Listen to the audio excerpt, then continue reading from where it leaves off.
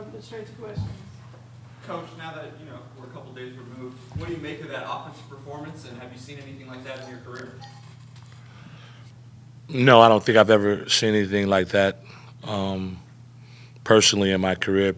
Only in NBA games. It's kind of like uh, what's happening in the NBA games, which is ton of skill, ton of shooting, uh, ton of analytic kind of style play games, and so we had an eruption and it was fun.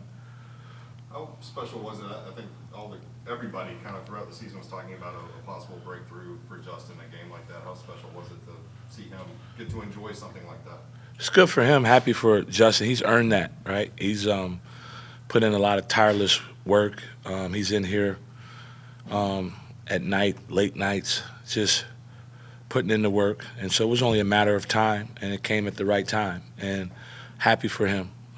Kid like that to, uh, take the good with the bad, kind of stayed even keel. Gets down a little bit, but he never lets it hold him down, right? And so he's been able to uh, rely on his training, right, and draw confidence from all the work that he's put in. As coaches, how do you kind of control the expectations around him? Because obviously he didn't put those expectations on himself with like the #1 draft pick and top of the recruiting rankings and everything, but he has to live with those coming in. How do you? I'm sure it's hard for him. I'm sure it was kind of troublesome for him to kind of like try to live up to that, so to speak. And then you hear all the noise, and then you hear all the writers and all that stuff. Sometimes you just got to keep your positive voice at the podium, and that's something that we've been talking to our guys about. We've had a peak performance coach come talk to our guys and spend some time with our guys about feeding the positive and drowning out the negative. And so waking up every morning with your positive voice at the podium and you start your day off that way. And I think Justin has took advantage of that, right? And he's getting a little bit of that coaching, and it's helped him in between the ears. And that's where the game is really played at, between the ears. And so as long as you can keep the positive voice at the podium, you can come out and have a breakthrough like that and, continue to do that as the season progresses here late. This is kind of out of left field, but court storming seems to be a thing that a lot of people are talking about right now, and you guys being a team that teams are traditionally going to court storm against. Yeah. Is that ever addressed, like, amongst the team? And secondary to that, is there anything that can be done to kind of prevent an injury? Coach Cal has had his share of those, even when he was at UMass, even when he was at Memphis, those have happened. And so we're kind of scripted to kind of sense when something like that is going to happen. So Coach Cal has a routine for us when we know that there could be a possibly court storm at the end of a game. But, like, it's tough, man, because we just had one. And there was some brutal stuff being said to us right there at the beginning of that court storming. And there were some kids that were really brutal with their language and saying what they were going to do. So it's kind of tough. You kind of – and I hate what happened to the kid at Duke, but I think they're going to probably do something about it now that so many people are kind of – complaining about it, or so to speak. And so now that it has a lot of attention, I think that there'll be an even harsh punishment on those. I know that now the punishment is a $100,000 fine and so on and so forth. But I think to kind of stop teams from doing that, there'll probably be some more punishment and some other stuff that they're going to do to get rid of it. You guys have had two of your biggest wins this season, being Auburn and Alabama, without Trey, being on the court. But just in this recent stretch when he's been in and out of the lineup, how have you seen him maybe step up and be, even from the bench, a vocal leader and being able to inform guys of what's happening in the game from his position out? I think it goes without notice. We haven't played one full game this season with our full team. Not one full game. The game that he got hurt was the first game that we've had our full team available. And then that was only for like 18, 17 minutes. He got hurt. He went out. So we need Trey. Trey is our most minutes logged player. So obviously he's an important piece of what we do. But we like our depth, and we like the ability to be able to play different ways. I think obviously having Trey's experience and all of that stuff, and he's like a traffic cop out there for us. He kind of directs traffic by being a secondary ball handler, right? We put the ball in his hand. We play through him a lot. We trust him. So We just got to figure out different ways to play with or without him. Have we done the whole season figuring out ways to play without this guy? These two guys are out. He's out. He's out. So it's kind of been like a musical chair type of thing for Coach Cal to kind of figure all this stuff out. And I think for the most part, he's done a great job, which he's the GOAT for a reason. I did say that. Coach Cal is the GOAT. Let's not get it twisted. I know everybody, he's the GOAT, okay? Wanted to make sure I made that clear. Anyways, he's done a good job of figuring all that out. And, we'll continue to figure that out. But we need Trey. Like, we need all of our weapons, right? What we're trying to do, we need all of our weapons. Healthy, mind right, game right, with the right mindset, we need all of our weapons. And speaking of all these weapons that you guys have, and 10 deep probably, is it game by game where you try to figure out like who's hot, what moves are working together well, or do you go into it like predetermined, like this is what we're doing, or how does that work? Again, last game, the GOAT had a hunch. He had a hunch. He went with his gut to play Z with 4 guys that he kind of liked to see Z play with, and that hunch, was part of the explosion that you saw. And I think we met. He's got another hunch. He's the GOAT. So we'll see what happens with this next game. Speaking of Coleman, he's made the most of his minutes this year. How much of an impact can he have moving forward for this team? I think he can have a huge impact beyond the SEC play. It gets a little different beyond SEC play. SEC play is brutal, man. It's really physical, very, very, very physical. And I think that once we get outside of our conference, right, we'll play some different teams with different styles. And I think Z will be able to take advantage of that. But we got the rest of the season to worry about right now. Hopefully he'll impact us against Mississippi State on the road in a hostile environment. They got the cowbells and all of that stuff. So it's a different deal for us because every time we play on the road, it's tense out. It's just a different deal for us, and we understand that. We're kind of used to it now, but I think that we're in a different place with our team. If you look at us at the last 5 out of 6 games, our defensive output has changed. It's a lot better. You may not know this, but some of what happened in the Alabama game was designed. So I know everybody got up, yeah, they're getting those layups, they're getting those dunks, but they shoot 40 threes a game. And we didn't want them to shoot 40. We took away all the threes. And every time they got a layup, in work, we were like, but you may not know that, but.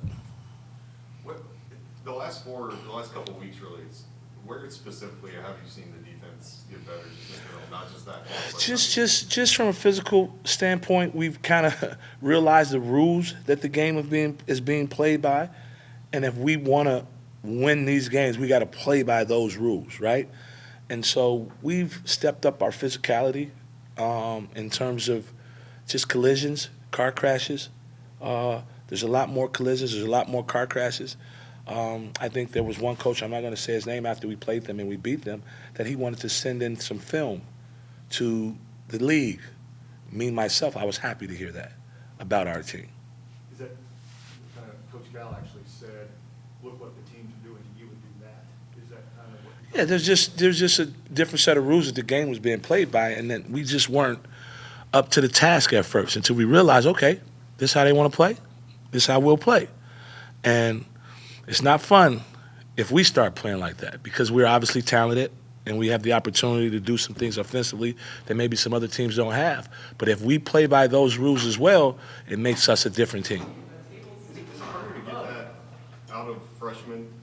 I know there's like DJ kind of plays with that attitude, but is it harder to get that out of a general freshman early in the season and maybe it comes along with? The physicality and the speed is probably the one thing that is the difference maker from you coming from high school to this level, right, to the SEC, is the speed and the physicality. And you got to figure that out. Obviously, we want them to be great and grow, which is hard here, to be great and grow at the same time. It's a hard place to do that at, right? We get it. This is University of Kentucky. It's hard to be great and grow at the same time. We as coaches, we have a little bit more patience than everybody else. We know that we got to grow, right? And so we have a little bit more patience, and there's some areas that we knew we needed to grow at, And I think that we're growing in those areas at the right time. Coach, what do you remember about the first matchup with Mississippi State? What did you like from them? What did you like from us? And what do we got to do to get another one? We did a good job of taking away a lot of their initial stuff, and they watch film. They're really good coaches, so they're going to understand what we did to take away a lot of their initial actions. And they want to play through their post player, Tolu Smith, and obviously they're not starting him now. They're starting Bell now. But they want to play through their post players. They're more deliberate than random. And so by being more deliberate, we kind of knew where they wanted the ball to go, and we kind of took some of those things away. We didn't shoot the ball particularly well. We only made, I think, 7 threes, but we lived at the rim, and we loved the rim. We just liked the three a little bit that game, and so we shot an enormous amount of free throws. And when you do that, you are the aggressor. So we want to go down there with the same mindset of being the aggressor. But the most important thing that we remember from the first game is that we control the glass. They averaged like 14 offensive rebounds a game. The reason why we beat them down there last year is because we controlled the glass. The game this year, again, will be won or lost in the trenches, and that's inside the paint, the hitting, the car crashes, the collisions, coming up with balls, coming up with 50-50 balls, coming up with balls outside of your area. That's where the game is going to be played at. It's not going to be like we got to flip the switch. It's not going to be like Alabama. This will be a totally different game. There'll be car crashes. There'll be collisions. And we got to win the bump war. That's what we call it. Got to win the bump war. Speaking of the glass, I don't think you guys have lost a game this season where you've out-rebounded the other team. Just how easy is that to kind of point to a young team where saying, hey, if we do this, you rebound, you be physical, more than likely we'll get it. Yeah, we emphasize that a lot because we understand, as you can see, the Alabama game, not many teams are going to beat us playing that way.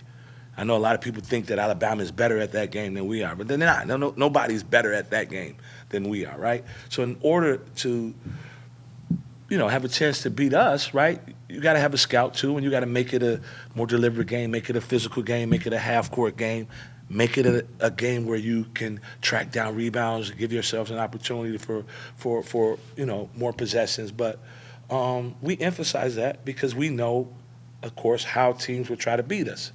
And so if that's the one way they would try to beat us, then we got to make sure that we're on top of free throw line blockouts, long shots, long rebounds, which was an emphasis the last game against Alabama. Shoot 40 rebounds. They out-rebound everybody because they got a knack for chasing down the long ones. So we emphasize that. They didn't get any. When our guys are locked in, right, and we're a good basketball team, and it's just about doing that consistently for 40 minutes a game, every game, right?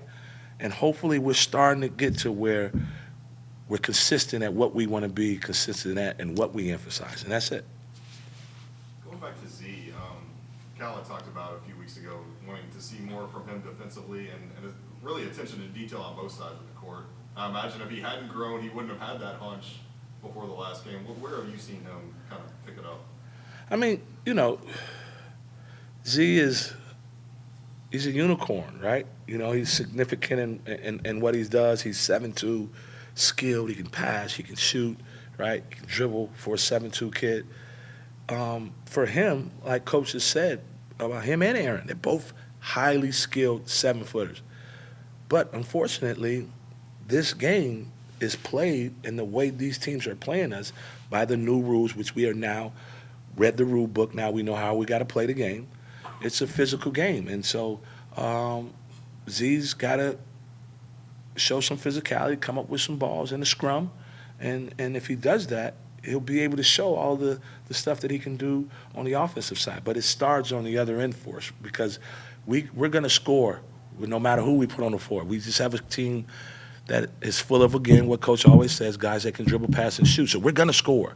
We'll always have an opportunity to score enough to win. But we can't outscore everybody all the time, so we got to get some stops. We got to get some rebounds and stuff like that. So. I think it was on his radio show last week, Cal mentioned the need for him wanting Reed to continue to shoot the three ball a lot. He's obviously one of the best in the country at doing it. I guess how deliberate do you guys want him to be shooting the three, or maybe even designing plays that specifically end with him getting a good look? Very deliberate. We talk about it a lot. We want Reed to shoot more. Coaches on him about shooting more. Coaches on our team about getting him more shots. Reed is just so unselfish. He's not going to just hunt shots, right? Sometimes he does when he feels it, but he's not just a guy that hunts, right? He's not a pig, right? So, but sometimes you got to be a little selfish when it's time to be selfish, right? And we would prefer and would like for Reed to get more attempts at the three. He's one of the best three-point shooters in the country, so we would like for him to get more attempts. And we're going to try to do some things this next game to try and get Reed some more attempts at three. But Reed just plays an across-the-board game, right? He takes what the team is giving him. If the shot's available for him, he'll shoot it. If it's not, he'll pass it. If he got to drive, he'll drive it. He just plays a really good basketball game. And so he's in a good rhythm right now. We don't want to get him out of his rhythm. They go chunk up a bunch of threes. He's in a really good rhythm right now.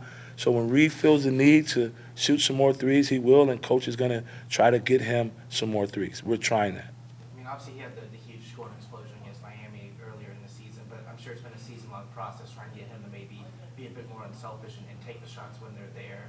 So with a guy like him who's so, has an knack for distributing and feeding the ball to his teammates, how do you work on that with them? Like, how do you get him to recognize it's okay to take the shot, or we want you to take more? Film. He's watching a lot of film. He's being shown opportunities in the game where you could have took that one. Like, look at this when you come off of this. Look at the basket a little bit here. So we're constantly showing them film and showing them ways to do it. Reed just plays a really good basketball game, and he will at times, like you said, he had that explosion. When the game permits for him to do that, he'll do it. Antonio's only got a couple home games coming up. Where have you seen him grow from really when he got here at the beginning of last season to going into this final stretch? I'm personally so proud of Antonio, being that he and I are from the same neighborhood in Chicago. Just to see where he's gone, where he's grown, I'm just so proud of him, the work that he puts in. And he and his dad and I, we had a conversation yesterday even, and we were talking about it, and I kind of laid it out for him prior to how this would play out for Antonio, and to see it playing out exactly like I laid it out for his dad. Like, me and his dad went to the same high school. He's a lot older than me, but we went to the same high school, and so I'm happy for him. The city's happy for him. But he's got a lot left, right? We ain't come this far just to come this far. He understands, like, we need to finish the season, get through the conference tournament, get to that big tournament, and that's what all of this work is building up to, is all of that stuff. Right about now is when hopefully you'll see a different Antonio. But I'm so proud of him, man. Just proud of him. Have you also seen his mentality change, or his comfortability, I guess? It seemed like for a lot of last season it was kind of like a deer in headlights a lot, stepping up to this level. But now it's because of our locker room. Character, not characters. We got character in our locker room, right? And so they love each other, man. They love each other. Like, it's a locker room full of high character guys who are not concerned with me, right? They're concerned with, So when you're with a group of guys that are all like-minded individuals and who share the same sentiments, right? You can have a cool level head. You can be that way, right? But if you're in the room with some characters, right, then it won't. You don't feel the same, right? You going into these games and you understanding that these young guys got me, I got these young guys, we having fun, we love it, we're trying to figure this out, we're trying to win. And that's the reason why he's at a different space mentally this year than he was last year. There's just a different camaraderie in our locker room.